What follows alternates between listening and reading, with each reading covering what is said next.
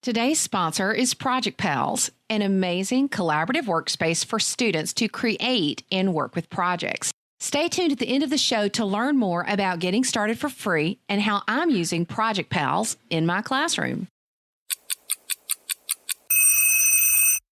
Artificial Intelligence Curriculum in Middle School, Episode 382.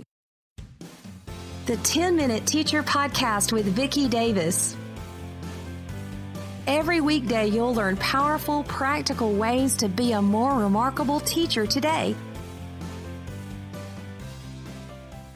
Artificial intelligence and automation. I was looking at a recent Brookings Institute study, and 54% of EU jobs are at risk of computerization. Here in the United States, 47% of U.S. workers have a very high probability over the next 20 years of having their jobs automated. The McKinsey Global Institute studied 750 jobs and found out that 45% of the paid activities of those jobs could be computerized. And 30% of most jobs, including ours teachers, could be automated. So artificial intelligence is important. So today we're talking with Dr. Justin Alio, a visiting LearnLab fellow at Carnegie Mellon, but also curriculum director in Pennsylvania.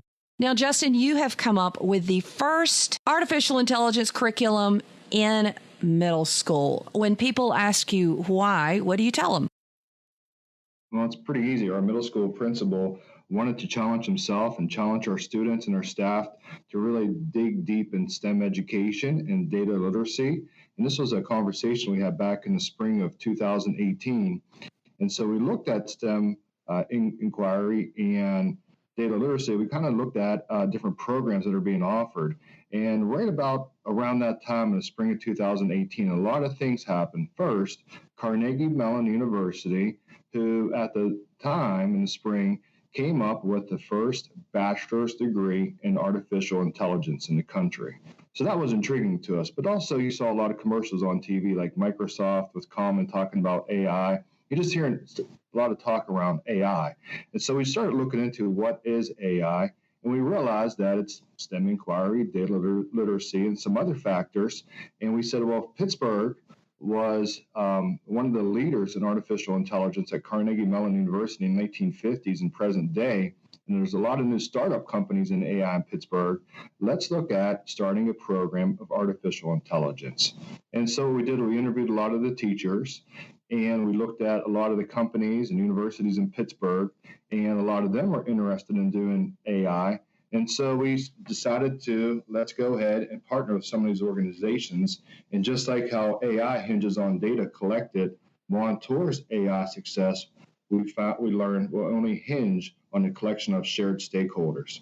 So the future of education will be built on the shoulders of the strongest partnerships, and we were able to form some really strong partnerships that is common mission of us is putting children first, supporting a growth mindset, and creating a learning culture, and keeping that focus on students, but also a future forward focus as well. So that's pretty much how we got started, and everything kind of came pretty easy to us. We worked with Carnegie Mellon University. They're going to help us with our data literacy part of our curriculum and our autonomous robotics. And then also we reached out to some other companies like Amper Music, and we're teaching AI music in music classes. We did not want to forget about the arts. Then we reached out to a company called Carnegie Learning for computer science, where we're teaching patterns and algorithm classes there. And also some local companies for a course we call AI Experience, like Argo AI and Atheon, where we take field trips for students.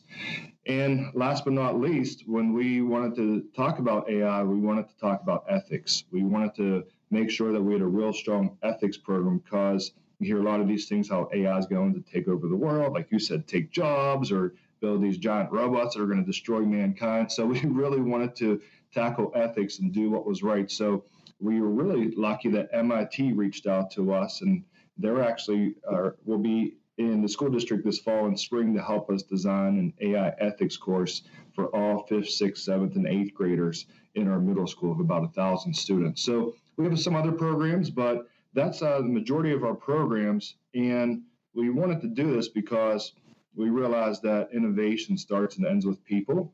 And technology will not change the future, but it's the people that will be programming this technology that will change the future. And so we really wanted to drive that home with our students to say, you are the future, you're going to design it, and AI is a tool to help you design that future. So, Justin, for those listening, this sounds like college courses to a lot of folks. Help us understand what is a typical path through your AI curriculum in middle school at your school. So we wanted to make sure that all students were exposed to artificial intelligence in some way or another. So the first place we started was our elective courses. Within the elective courses, we started to do courses through the elective courses. And we're also doing some training around data literacy within our core courses, but we all students in our middle school take library class, so that was a no-brainer for us. So we wanted to start in library, then branched out to STEM class, then we'd get into the fine arts, and then we're going pushing in computer classes. We're working with social studies, science classes. We have literacy and math teachers that want to get involved with it. So I think for year one, as we roll this out, we had some really core courses that we wanted to select and push into our electives, and then branch out to all of our core courses in the future. So in library time, for example, what are some examples of some AI curriculum that was put into the library time that all the students had? Yeah, so we actually, like I said, at MIT, we developed a course called AI Ethics, and it's a pretty simple course. Students will come in and learn the basics of artificial intelligence. They'll do some research on it. We'll make some connections that are relevant to them, like Amazon Alexa, Google Home, recommenders that YouTube pops up, or Netflix. And then, as we go throughout the course, we'll study those examples. We'll have students design their own recommenders, and students will research what those recommenders are. And then at the end of the course, they'll actually do a project where they will interview stakeholders, they'll interview people, and look at various jobs that are changing and do some type of project at the end of the course. So we'll incorporate a lot of design thinking into it. And so it's not just about throwing a bunch of information at the students, but actually having students participate in the curriculum with the teacher as well. So, Justin, AI kind of sounds like a pie in the sky to a lot of teachers. Help us understand, what are the repercussions if we do not teach ethics of data literacy and AI? What could happen in our world? Let's say we did not embrace and teach students now the ethics. What are some negative scenarios that could happen? Well, I'll start by this. We had a newspaper reporter ask us in the summertime. They said, "Are you afraid of teaching AI, something that's so new and something that a lot of teachers and students may not know of?" And I said, "No, I'm actually afraid for teachers and schools that are not teaching AI, because AI is no longer the future. AI is here. It's present day. It's all around us."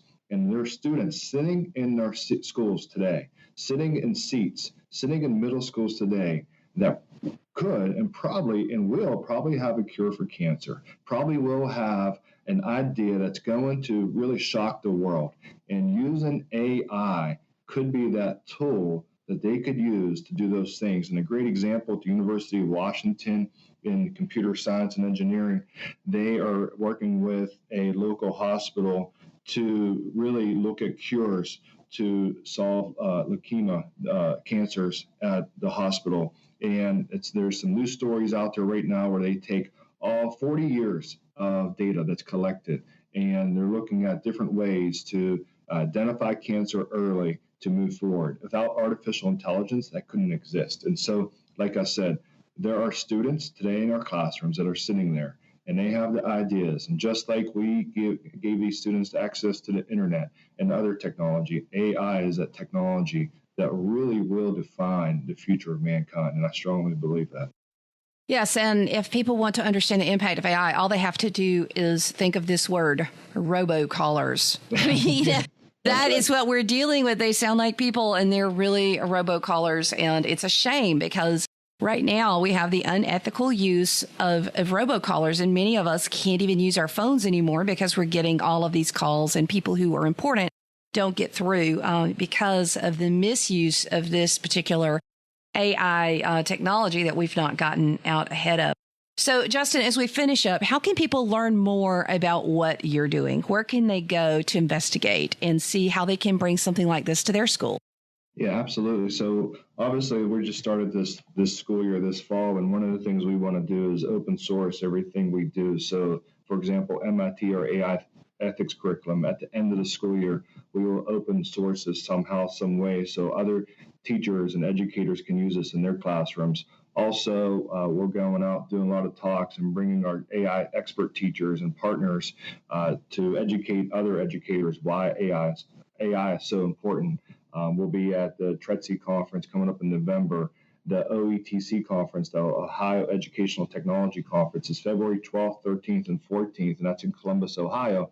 And the theme of that conference is AI and learning. And I'll actually be one of the keynotes for that conference, which I'm very excited about, to talk about AI and education and why it's important. I think more and more as conferences and workshops pop up, we are starting to see the word AI, artificial intelligence, more and more. So I think number one is people have to know what it is. And that's very hard. A lot of people can not define it, but they can explain it.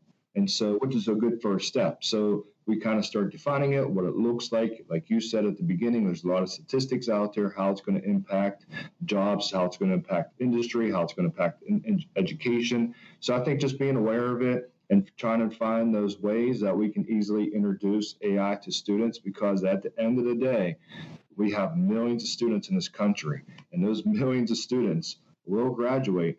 And a lot of the statistics out there, for example, the World Economic Forum said the number 2 top trending job will be artificial intelligence and machine learning in 2022. Those are freshmen right now in our high school.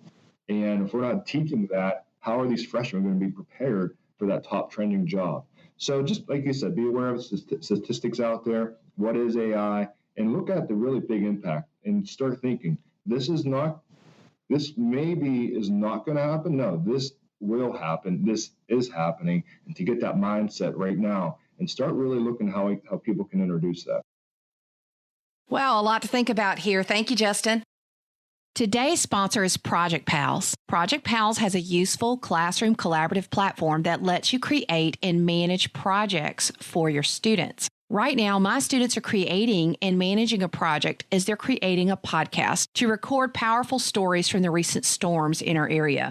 Project Pals connects with Google Classroom, but also lets me see the detail on which students are contributing and participating. I also love the task board, which is a Trello-like Kanban board that lets students create, assign, and complete tasks. You can also link in Google Docs and do brainstorming and so much more. It's really a very powerful tool. I will be featuring this tool on my blog and newsletter this week. So go to projectpals.com. That's projectpals.com and sign up today.